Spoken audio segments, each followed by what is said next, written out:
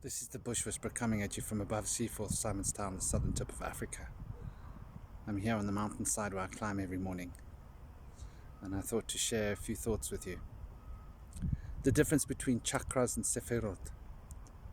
This is something that people don't often really get, and I tend to see a lot of people from various different traditions trying to mix them up, trying to insinuate that Sepheroth is another word for chakra.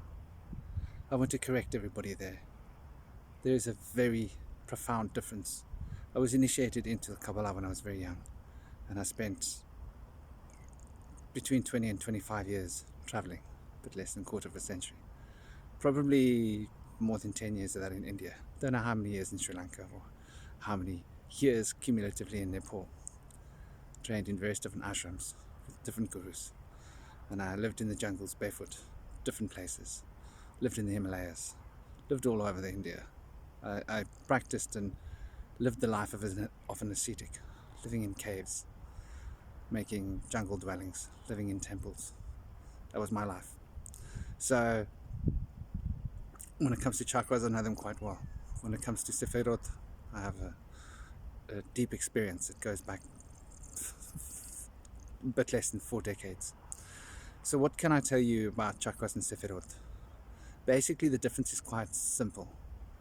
The chakra is a vortex of energy. The vortices of spinning energy. It's really that simple.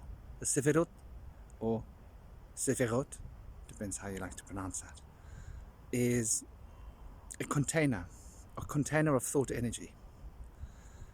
The containers of thought energy are based upon sacred geometry, and they structure the universe, giving it the form. The chakras are a vibrational frequency of energy that brings the energy of motion, the motion of energy, that fill and permeate and traverse the sephiroth, however you like to say it. So we've got two very distinctly different things. The sephiroth are the way we see the sacred geometric forms and patterns on the etheric plane. And the chakras are the recognition of the different tones of vibration in terms of color. And so the color that we see in the sephiroth are the resonant frequencies that flow in the form of chakra, filling those sephiroth.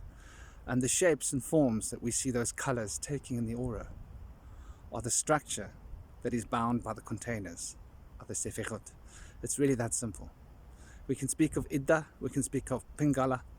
When we're speaking of chakras, the emanations of the chakras are the sephiroth, though the resonant substance that is bound by the containers of sephiroth, those can be considered as the chakra.